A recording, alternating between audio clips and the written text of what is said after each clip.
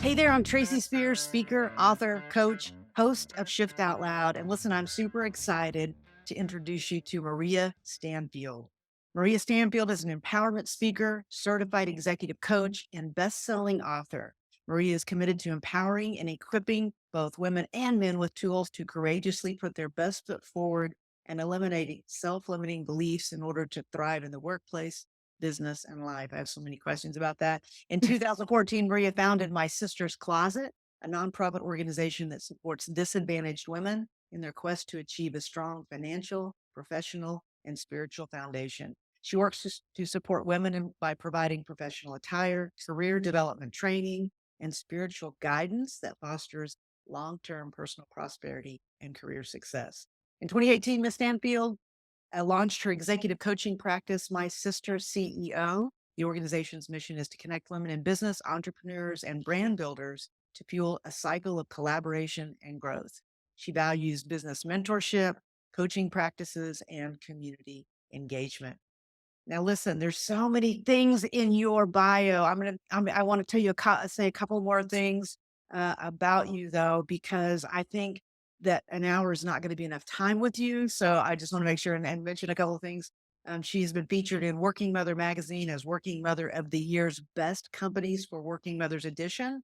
Achieved this while holding an executive level leadership position as Director of Administration for an international law firm. I want to unpack that, and recently parted with the firm to launch her third business, The Future Face of Law, an organization built to bridge the diversity gap in the law industry by providing law students of color with strategic programming, rich in networking and mentorship opportunities, targeted roundtable discussions, and a robust professional development resources. So listen, you can also read more about her story in her book, From the Front Desk to the Corner Office, which, by the way, my favorite line in that we will talk about. But I want to bring you in because it's too much to me right now. Let's talk about you, Maria. Come on in here. Welcome to the show. Hey, hey, it's so good to be with you, Tracy. Thank you. You're so welcome. Listen, tell me where you're sitting right now. So I like to give people a sense of where everybody on the show, where they reside and are sitting. So where are you? I'm in my oldest daughter's former bedroom that is now converted into my self-care space. I have a scented pumpkin spice candle burning, and I am taking all of that aura in from that as we enter into fall and just enjoying the space and the opportunity to speak with you and to share with your audience. Thank you so much. Did that happen during the pandemic that you had to scramble and find a place that was yours, or did that happen because she is no longer in the house? She's no longer in the house. The Oh, that's funny. Yeah, listen, I think I watched so many people, Maria, with, sitting in former bedrooms and all of that, obviously, because of pandemic stuff. So, but are you in what city are you in? Tell us I'm that. in Washington, DC, and I this is return back. I lived in a number of places, but I'm back here, back home in Washington, DC, with my husband and our little Chihuahua of 10 years. What part of DC are you in? I spend a lot of time in DC and I love, love, love visiting there. Oh, awesome. Well, I'm Southeast Washington. I grew up in Southeast Washington, a little bit in Northeast as well. Are you familiar with the Southeast area of Washington, D.C.? It used to be a part of town where nobody wanted to come. I grew up in the heart of the city, the inner city, the place where many people would be afraid to park their car, let alone get out of it. And now it's converted to a beautiful very safe, comfortable space where we can raise a family and enjoy life. I know. Well, when I first started going to DC, I was fearful. And yet when I walked around the streets, I was like, I think that they're getting a bad rap in DC. But no, I always feel safe and it's always so vibrant and the restaurants. And of course, I love Founding Farmer. Is that the one I'm always? Yes, that's it, right. Okay, yeah. That's right. I'm always around that area because I wanna try to eat there. Shout out to Felix Rosser, one of my, clients' friends, here that turned me onto that several years ago. So, yeah, I haven't spent probably a lot of time in the Southeast part. I'm usually up around the Founding Farmer Park. Would that be considered south though? What would that be considered? That's a little bit north in DC. That's near, northeast Okay, area, northwest area, and, yeah, that's thriving and growing as well and being transformed, so, yeah, very it's a nice. great city. I'm glad you like it. Thank you. So you have not always lived there. Where else have you lived? I lived in New York for a little while. I did some modeling years ago, and I had family in the Bronx, New York, and stayed with them, and it was just a fabulous time in my life, but I knew that that was temporary, just trying just to find what I ultimately wanna do, and so as we talk and we, go deeper into how my career, evolved, I was just a young girl in, New York and not really sure what this impact would have for me in modeling. It's a tough career, and I knew I wasn't in it long. This one, because the business side of that and the hustle and the grind. Yeah, the ROI, like the amount of times you get on on the front of a magazine or right, that's really a tough ratio. Tell me more about that. I was a runway model. I'm 6 feet tall, and so they put you in the highest heels, so I'd be like 6'4", 6'5", walking down the runway, and, being wearing the clothes and really feeling I love clothes that move and helping them move, and so that was sort of my thing. I so enjoyed that. It was a lot of fun. The photography side, a little less so because there are a lot of shady photographers. No, not all of them, but I encountered several, and so it is a tough, tough profession, and we make it look beautiful. These women today, I just shout out to them. They make it look easy, but it's a lot of work. Mm, I bet. Well, so let's just start right there. So what is the big shift? You know that the topic is shift out loud, those moments that you shifted. So first of all, you shifted to being a model. And then you've had a few shifts. I want you to, uncover that for the audience, but tell us a little bit about that.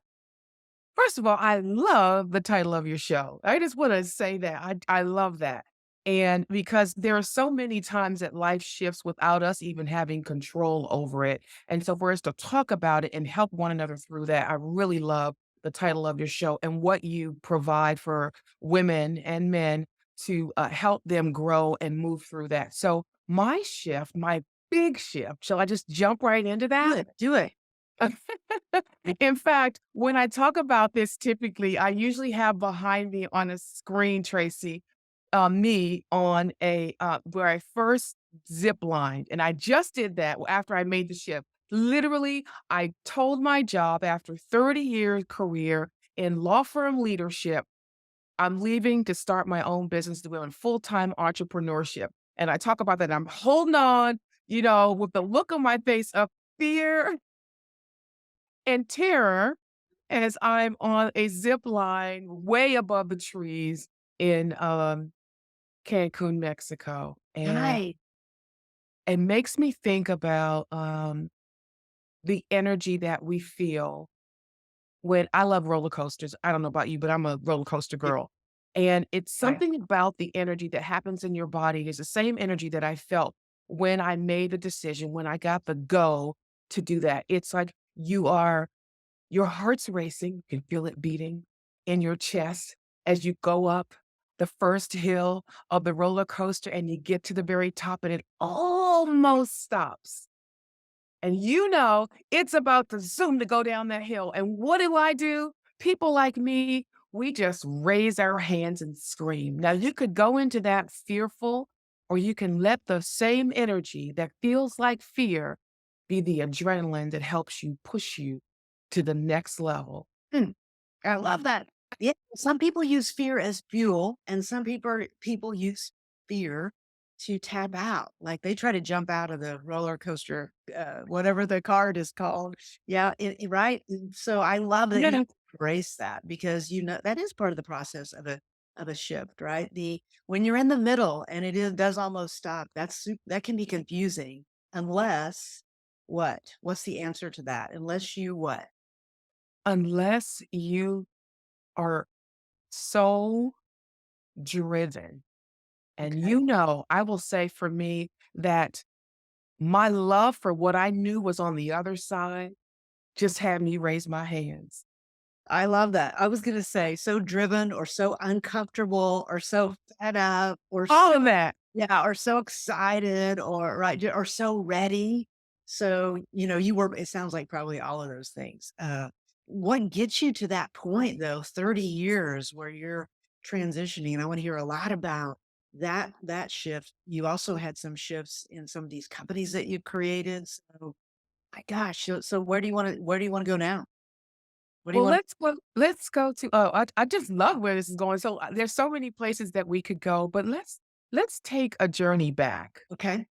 Because in order to get where we are today, you really have to transform yourself back to 1984. And 1984 was when I started my career. I was like 23, 24 years old in the law firm industry as a receptionist. That's the front desk story. Interesting. Okay. Yeah, most people think you start with a law firm, you're a lawyer. No, knew I didn't want to do that from the very beginning. That's funny. But Okay. Tracy, as I sat at that desk, again, I told you I grew up in Washington, DC. And but this side of DC I'd never seen before. This was a side of Washington, DC where everything was mahogany and marble and it just smelled rich. And here is this young girl with a high school education, totally uncomfortable and outside of her comfort zone. But I knew the moment that I walked into the space, this is the place that I wanted to be. And so as I got the job, I'm sitting there at the reception desk. I'm there week 1, Tracy, and I see this woman. I've just been watching her for the first week. And there was something about her, the power, the that she just radiated power, authority, leadership, and everyone respected her. I'm just watching this lady, not really knowing I'm a receptionist. I don't know what my career is going to be. And I only have a high school education, but I look at her and I said, that, Yeah. that's the job I want. And then I was like, wait a minute, you've only been here a week. You don't even have a college degree. You don't even know what law firm leadership is. And what do we call that? When you say, I could never do that. I'm not smart enough. I'm not good enough. I've never even seen anyone else like this in my life. It's imposter syndrome. Yeah. Do you know what that is, Tracy? I do. I suffer from it. I know it intimately, and I think most people, everybody has it in some on some level, right? Some people just choose to stay there a little bit longer than others. We all have it, but tell me your experience with it there, because you're definitely. I can even see it on your face. I can almost see you sitting at the desk at the receptionist desk. You're embodying that emotion right now. Yeah. And questioning all of that in my head as I'm sitting there, having these thoughts of the desire to up level to something like that, a dream job. Her title was director of human resources, or back then it was personnel, and today it's human resources. But imposter syndrome, just for your audience, just to be clear, is that you find yourself in this space, right? And you look around and people say, well, you shouldn't really be here. You don't belong here. You don't fit in. You're not good enough. You're not smart enough. And you start repeating that in your head, and it starts illuminating from you. The head trash becomes real for you, and you can begin to believe that. But you know what, Tracy? It's a lie. Mm. It is a lie, it's not true, and there are some people in the room and that don't belong there, but you know what? We're not one of them. I wasn't one of them. I had the choice to dream, and I also had the choice to build to get there, and so I had to really push that down, and I'll never forget the day as I, got into the HR field. She saw me, she saw my desire, as you said, you just saw on screen, and the passion behind that, just to be her clerk, just to do something. And over the course of the years, I gained the credentials, the background, the education and knowledge to move up the ladder, and I'm in HR now, and my dream job becomes available. She's leaving. She's mentored me. She's coached me, Tracy. I'm there. I'm the first, I was the first Black receptionist. And here I am, the face and the voice of the firm. And now the opportunity for me to take this dream job is right there before me. It's like 15 years later. It took a while to get all that. The firm is electric with support. I mean, the energy around to say, yes, we see you. We're there for you. I interview for the job. It goes great. Everyone's like, we just got one more interview, Maria, and we're done. We're good. And I remember when the other person interviewed, they has a glass door on the conference room door. I must have walked by that door 10 times, Tracy.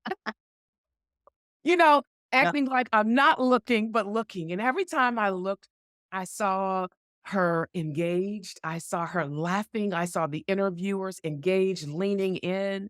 And Uh-oh. 24 hours later, I got the call. I didn't get the job. Mm. I didn't get the job. And the next day, after getting the call, I didn't get the job. I got a email from the person that did get the job for a meeting request, like she had for all of those who were gonna be on her staff. I was last in line for the schedule when she finally came on board 3 weeks later, and there were 2 powerful questions, but one I wanna lean into today, and she asked me, "What impact did you wanna make if you got this job?" Mm. And I'll be honest with you, I didn't have an answer. Yeah. That's a good question. Isn't that a powerful question? Yes. And I really had to think about it. I gave some, I don't know, fabricated answer that probably sounded good at the time, but it really shifted me to think about what I really wanted. Mm. And I journaled. And the first thing that came out for me is is this ego or is this impact the Mm. reason I want this job? You see, because ego is about me. Everybody's cheering for me. She mentored me. Everybody's cheering for you. Ego is about you. Impact is about others. That question and my answer, my why completely shifted. And it made me unpack what I really wanted. What was the impact that I wanted to make? I went for my coaching license. My firm paid for it, said, you know what, we believe this is great. We need this. And I'm a certified professional career and business coach. And in that, I had the opportunity to work on a whole different level. And as it turns out, Tracy, 2 years later, after not getting that job, I became the director of human resources boss. What? You see, I know. What? Yes, I said it. I was her boss. And I sat across from her later and I asked her the same question that she asked me, Tracy. So, what impact do you want to make in this? Oh my god, I love it. I did not see that coming. I love that. Congratulations, many, Thank many you. years later. So, but I wanna ask you a couple of questions about that. So when do you go into that, you're the last one, she's there 3 weeks later, do you go into that with a little bit of attitude, You like darn right I do.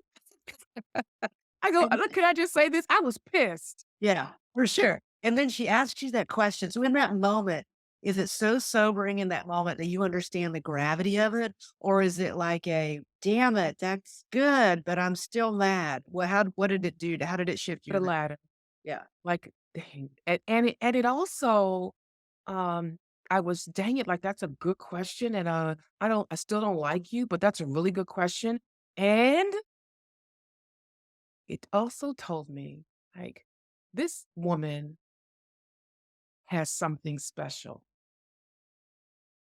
And I sensed in that moment, Tracy, she wanted me to succeed. And the reason that I was able to move and this coaching certification, all that, gaining all the HR focus and all of the credentials that I needed was because her push, one, to ask me that question, but she was also behind the scenes, making sure that I got opportunities to really walk in what I was called to do.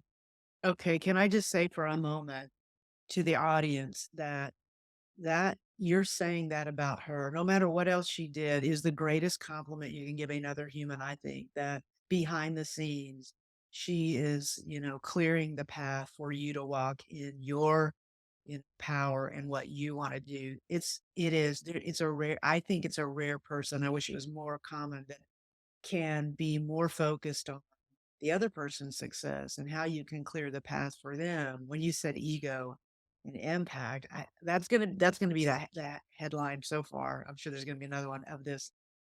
But I think that you do make bad decisions oftentimes from the ego standpoint. And if you could get anchored into the impact standpoint, that's got to be a shift. I can tell you right now that would be. Huge. Yeah. I wish I'd have heard that 20 years ago. Oh, it was huge for me. In fact, it is a register for me. I have to, like, check myself. Am Yeah. I doing this for my ego because it makes me feel good, look good, and I get a title? Or do I really wanna make an impact? Yeah. What a great question to ask yourself across the course of life, right? What a teachable moment that was that keeps on giving, just that simple question. Ego or impact? I love it. Meg Myers Morgan, who was on the podcast earlier in the season, she said she makes a decision thinking about how will she feel when that decision's being walked out, like, and, I think that's another like little piece of that separation. So that's a nice bolt on to that as well. Uh, because don't you think, and I'm not leading you here, but there's a, there's a lot of us that don't even think that far ahead of time. We think, but this is what I'm supposed to do. I'm supposed to be the next person. They offered, like, this is all what's supposed to happen for me. But that moment to say, but is it what I want? Like, Yes, that's exact. Is it you've been groomed, shaped. There's someone, grooming and molding you and shaping you in the background. But have you really ever thought about, is that really what you want? I saw the woman in leadership from the reception desk. I what did I say? I said, she garnered the respect of everyone. She was a leader. That doesn't mean that it stops you at this level of position, and as I, continue in my story, I make it to the corner office, Tracy, and I write a book about it, yes, you but do. I'm not completely fulfilled even with the glass and closed corner office, the respect, there was still more. Tell me more. Tell me about it. Well, while I was in, building my career through that 30-year span, I launched My Sister's Closet. You mentioned that in my intro. My Sister's Closet was really built out of the impact that, this whole journey had on my life. When I entered into the workforce, and again, I told you where I came from, most of my clothes were, totally fashion forward from the modeling career, or it was 1984. It was party time. We partied. So I had all kind of club clothes, but nothing to enter into the workforce. And so I shopped at yard sales and I shopped at before it was trendy to go into a thrift store where the clothes, cost more to dry clean than they did to, pay for them to purchase them. And so I found during my, journey through the HR profession, a lot of women of color did not have appropriate clothes for a job interview. They may have been qualified, they may have been maybe they were, overqualified and some, but they did not come professionally prepared, whether it was for a interview and how to answer questions or their attire. And so I launched My Sister's Closet to really impact and bridge that gap for women to, provide them free professional clothing And in building that, and it's off and running now. It really runs itself. I have an executive director who does a phenomenal job with job fairs and the like. And so that was part of the journey, and I felt fulfilled. But then there were other women who needed the professional development and who could afford to pay for it when I launched my second business, again, during my career journey. So I'm working full time and building these, and my employer knows about it because that was really important to me. The integrity of building my business and my employer not only knowing about it, but also supporting me in that. Nice. Listen, the side hustle, as they call it now, right? You Yes. and before the cool term. That's where I think some people have missed the boat. They thought, my employer won't let me or won't allow it. And that's where a lot of times the passion can be fueled. That's where a lot of times some of that, the impact part that you're talking about can satisfy people if their job can't. And I think we're now seeing that that's really required. If people don't have that place where they can feel like they're making a difference Mm. at their job, having it outside of the job oftentimes can really sustain somebody, right? It really can. And it has for me. I can speak very honestly to that. And in fact, I'm just coming off of a speaking engagement. We were talking about that before the show that from San Francisco. I was in San Francisco speaking, and I'm speaking for the very from the to the audience is now my former firm was the audience. They That, hired me as their. that's so awesome. I'm telling you, Tracy, when and this is why it's so important to ask yourself that question. When you are riding in the impact lane, Yeah. doors open, opportunities are provided, it's gonna blow your mind. But you have to know your why, and that's in the impact zone. And so when I did that, I mean, I'm flying over the all over the country. I walk off stages to a line of people. I have private coaching sessions. It's just been amazing, but only because I had to get out of my comfort zone. I mean, I could have coasted to retirement, Tracy, right? Like 30 years, I'm out of here, right? But I knew there was more. Listen, I would argue that 30 years in, where we both are, I'm a little further in than you are. I feel like I'm just now in the zone. Like to be able to leverage all of the shifts, if you will, uh, that happened, and to be able to help other people, which is the point of the podcast too. And for you to have that experience of walking on stages and influencing audience and all that, what happens that you make the decision that that is where you want and how you want to create your impact? Are you a goal setter?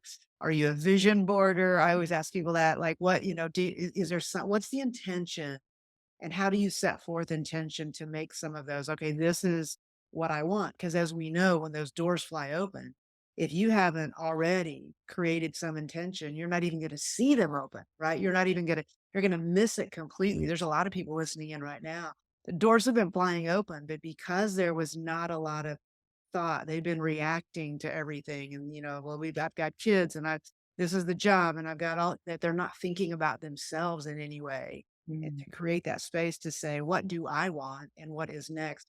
Don't I think that's what creates your ability to even see all of those doors. What do you think? Tell me about your process. Tracy, that is so good. You're vibing with me. That is exactly what I do vision board. I'm a big vision boarder.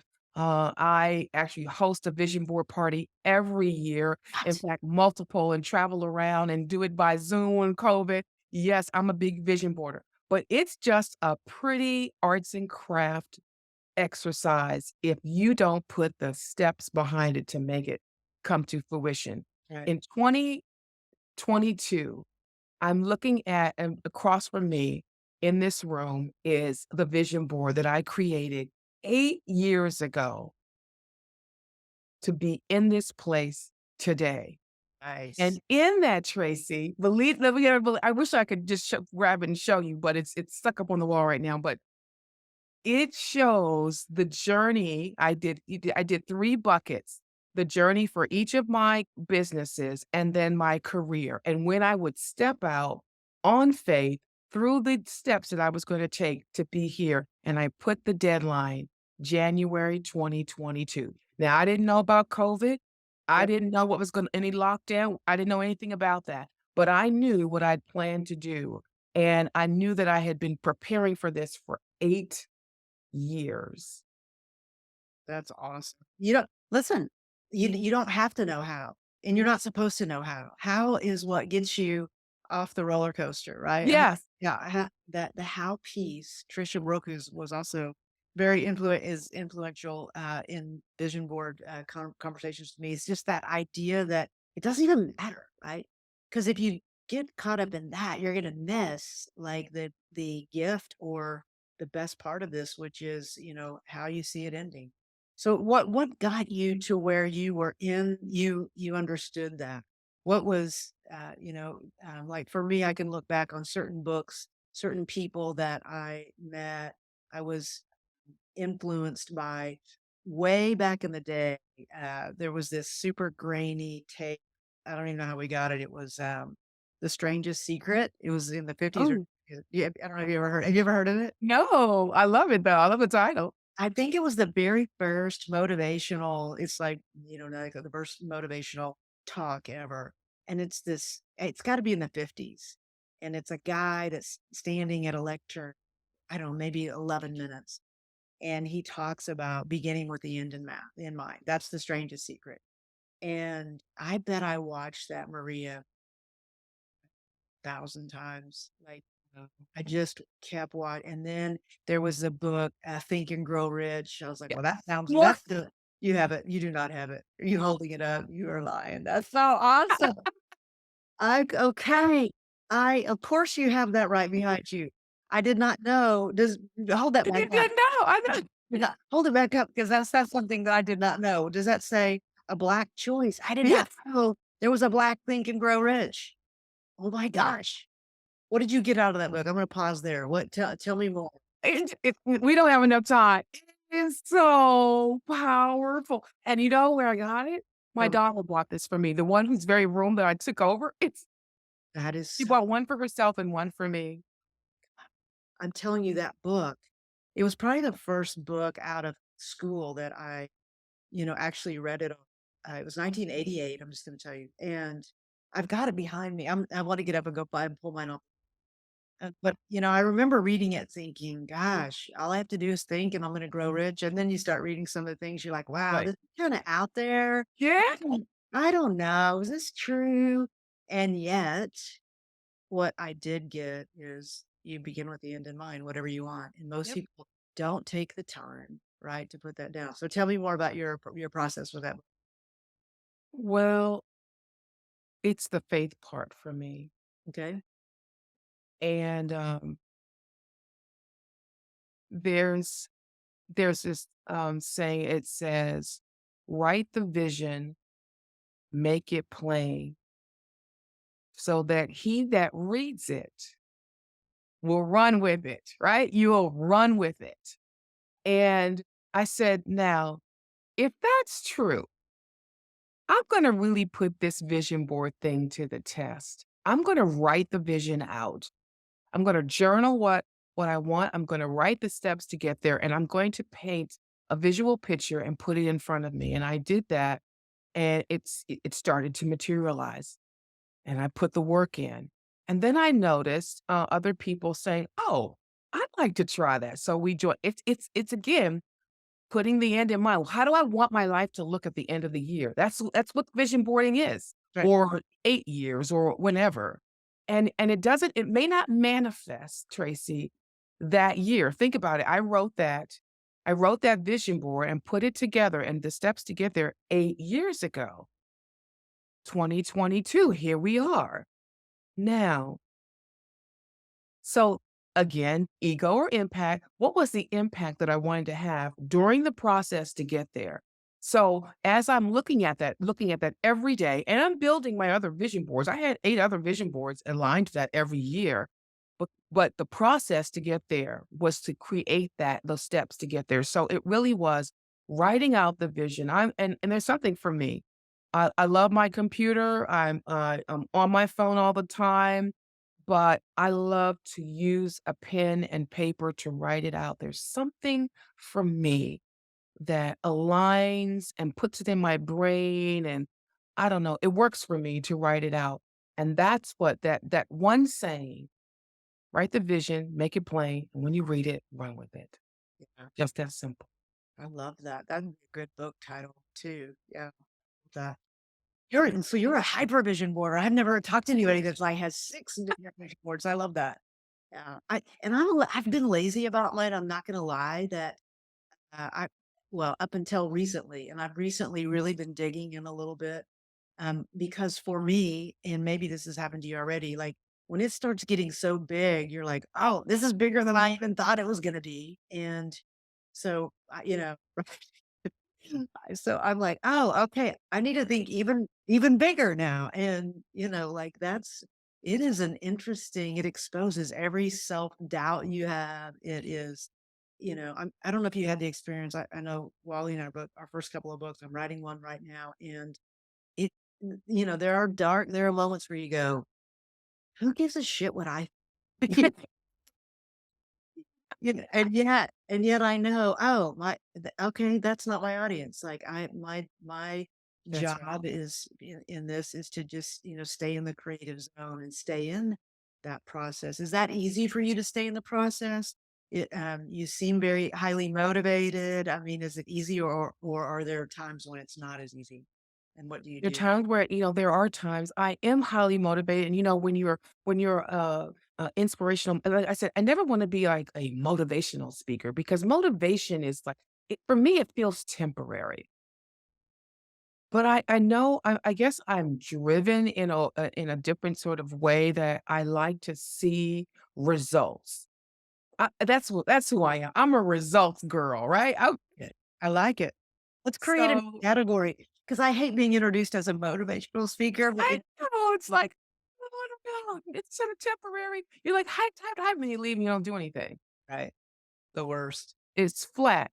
Yeah. So I wanna inspire people to move to action. That's what my goal is, and so using, frankly, my own story, my own career story, the lack of my life that came out of my life did not stop me. The opportunities of doors open, fearlessly raising my hand saying, "Oh my god, we're going down here. I don't know what this means on the roller coaster," but be willing to do that. Those are the things that help me see results. Saying yes when the door opens, saying yes before I know what's on the other side of it, Mhm, mhm, right. and measuring ego or impact, ego or impact. Mhm. That is so good. Staying in the car. What's the roller coaster? Is it just a car? What do we It's a call car, it's a Right. car. So staying in the car Stay in the because car. I want something hooky to come out of this. Oh my gosh, I just have so many follow-up questions. However, I want to talk about this shift that you're in now because that's kind of how we started this. So let's go back to you now. The HR is working for you, and you're in a really great position, influencing, having a lot of impact. And then you must have made a decision that's not big enough for me. So tell me about that. I I got caught up in that, position and title, and other people could see it in, the opportunity and the bigness of what I was doing and the businesses I'm running, and I'm running this law firm, and they could see that, like, it's great, and, like, should be so proud. And I was, and it was wonderful and powerful and egotistical and title driven and less impactful. How can we make more revenue? How can we make this law firm the biggest, baddest thing on the block? And I lost a little of myself in that. I sort of became the title. I became the position as opposed to really walking in my calling, which I knew the impact that I was going to make. I wanted to move. I wanted to leave the if I left that job with the door closed to another Black woman, with the door closed to another minority, to a person of color, if I left the door closed because I did not make the impact to leave the door open, I failed. Mm. So, in building the future face of law, which is my third business that I launched at the point that I gave the firm my notice, I told them that I wanted to work with firms like mine and others to really bridge the gap of the diversity divide that was happening to attorneys of color. Tracy, do you know that in the numbers of the American Bar Association says that 5% of attorneys in the field are Black? 7% are attorneys of color, and that number has not changed since 2010, and Wow. it was less 10 years prior to that, and less 10 years prior to that. So the needle has not moved. That is the impact that I wanted to make. I'd done all that I could do on the inside. Now it was time for me to move outside of the law firm industry to talk with the students and the early career attorneys to coach them, give them the professional training that they needed to keep the door open. Because now, Tracy, I'm at the door holding it open, right? Because I'm still linked to the law firm. And now I've got the hand of law students of color, and I can bring the 2 together. Nice. That That was the impact that I wanted to make 8 years ago as I saw the numbers not changing. And so here I am today, 2022. that gives me chills. Wow. So is this a one person company right now? I mean, how big does this get for you? Do you go, like, if you use the blueprint of your other businesses, you end up having people training them in some way. Right now, is it just you? So give me your vision on this. Yes, well, it's already happening. I just finished, a training with, the lawyers, that I've been working with, partners, owners, some who were my mentors along my career journey. We are doing a series of recorded training videos where we're working with attorneys inside law firms. And some of them are not attorneys of color. I mean, frankly, in 1984, when I joined the firm, I did not have, but listen, there was no Pride Month. Right. There was no Black Lives Matter. There was none of that, Tracy. There was no diversity and inclusion committee or even thought about. There wasn't a Black lawyer in the firm when I joined, Wow. and there was only one woman attorney in leadership, 1 out of hundreds. So that's the firm that I joined, and there has been some movement, but not enough. Not over the course of 30 years. And No, but so now I'm working with those law firms that are serious about their diversity programs, not just being a program, not just having a Black Lives Matter banner across the front of their website, but really those who are serious about making change. And we're not just starting with law students, but we're diving into colleges, because that's where you make the decision where you want to go, what you want to do next, right? So now that we can show them that there's different opportunities available to them, and you, young lady, young man, there's a door open for you, and invite them to walk in. Mhm. And when I listen to the statistics you're giving me, and I know that you worked in a really progressive law firm in a lot of ways, and a law firm that cares deeply about diversity from if you were to compare them to other firms, and I do some work with your firm, though you and I never met. But shout out to Rosa Walker, by the way, who came. Yes, shout out. Yes. who's one of my favorite people on the planet, by the way. And I told you that ahead of this, but I want to make sure she knows. Mine too. Yeah, for sure, for sure. But she's so incredibly passionate about the inclusive piece of this. It's been fun to watch her kind of, move about the firm in ways and influence the firm. So I'm super excited for her. But there are a lot of law firms though that are trying to do it in name only, but not actually creating the infrastructure that you're kind of describing. So for you to be that infrastructure piece, like, I think a lot of people don't know how to get to the inclusive piece, right? I think there are a lot of well-intentioned people, company organizations that are like, yeah, we want that. We just don't know what to do. Do you think that's true? I do think that's true, and that's why it's so important for me to be out there giving because when you're inside, although let's again, shout out to Rosa. I told her, just the other day that I saw something on Instagram, and it said, "A butterfly cannot see its wings, but we can." And I said to Rosa, "I see your wings, and they are beautiful. Fly on, my sister."